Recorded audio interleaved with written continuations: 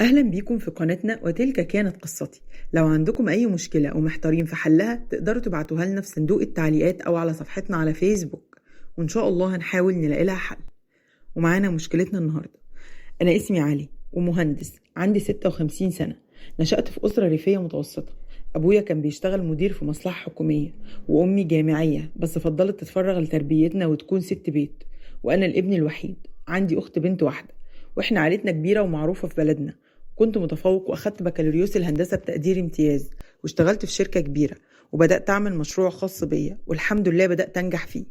وفي يوم من الأيام جالي واحد صاحب أبويا وعرض عليا عقد عمل بمبلغ كبير جدا في دولة من دول الخليج، وفكرت كتير وبعدين وافقت وسافرت، والشغل كان ماشي تمام. وتعرفت على مهندس مصري في الشغل، كان من نفس المحافظة اللي فيها قريتنا لكن هو في العاصمة بتاع المحافظة، وبقى صديقي وكنا بنتبادل الزيارات لما بنرجع مصر. وتعرفت على أسرته ولقيت أخته هادية ومؤدبة جدا، حتى طريقتها في الكلام رقيقة.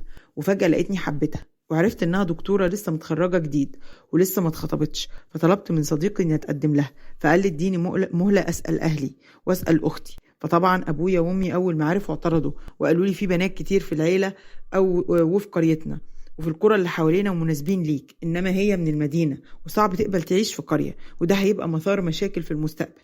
ولكن أنا فضلت مصمم على رأيي واتمسكت بيها.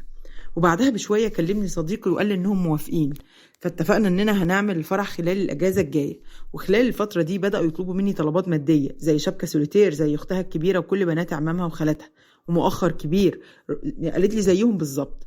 وقالت ان شرطها قبل اي ارتباط رسمي ان مش هينفع تقعد في قريتنا رغم ان بيتنا على احدث طراز معماري. اهلي قالوا لي انها ما تناسبنيش، وابويا قال لي اذا كانت بتعمل كده دلوقتي امال هتعمل ايه بعد الجواز.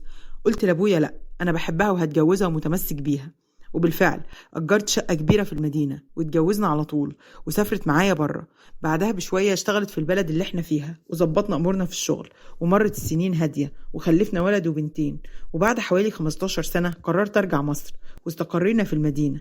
بعدها بدأت أحس إن أبويا وأمي متضايقين إني بعيد عنهم. طول الوقت أمي كانت بتعاتبني إني بعيد، وأبويا تعب فجأة ووديته للدكتور، ومجرد ما دخل للدكتور توفى. بعد وفاته كانت مراتي بتيجي لأمي كل يوم بعد المستشفى، وبتفضل معاها لحد ما تتغدى وترجع المدينة وتروح عيادتها، وبعدها تبقى بالليل ترجع شقتنا وتشوف أمور حياتنا.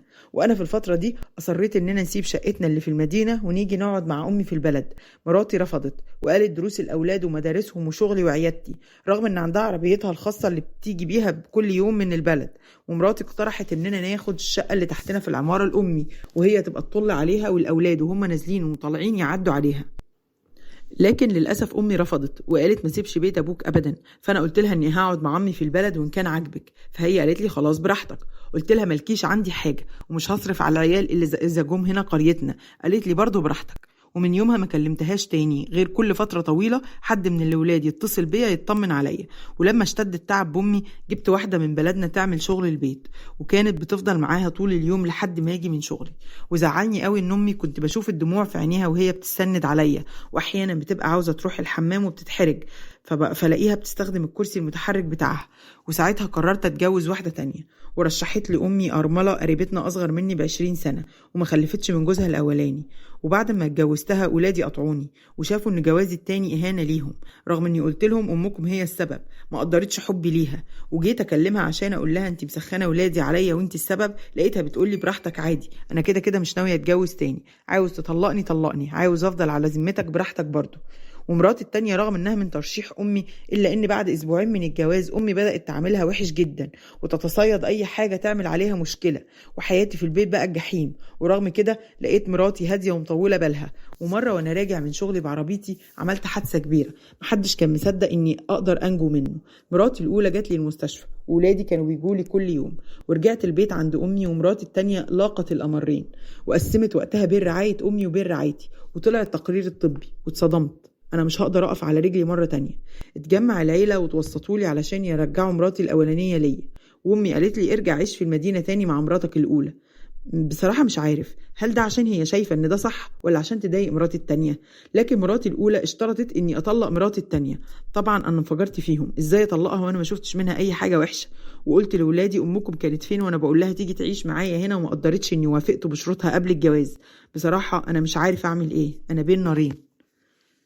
لصاحب الرسالة: لازم تتحمل نتيجة اختياراتك للآخر. يعني لما أصريت على مراتك الأولى رغم إن أهلك حذروك، ورغم كده مراتك الأولى وقفت جنبك كتير وعملت كل اللي تقدر عليه، إنما هي محقة في فكرة إنه صعب تسيب المدينة وتيجي تنقل حياتها كلها وحياة ولادكم لقريتكم. أعتقد قرارك بإنك تقعد في البلد نابع من تأثير والدتك عليك، والدليل على كده إنها بتعامل مراتك التانية وحش رغم إنها بتتفانى في خدمتها. يا ترضى بحياتك على الوضع ده وتفضل مع مراتك التانية في بيت والدك، يا تحاول تقنع مراتك الأولى إن مراتك التانية تفضل على ذمتك لأنها فعلا ما أذنبتش ولا أخطأت.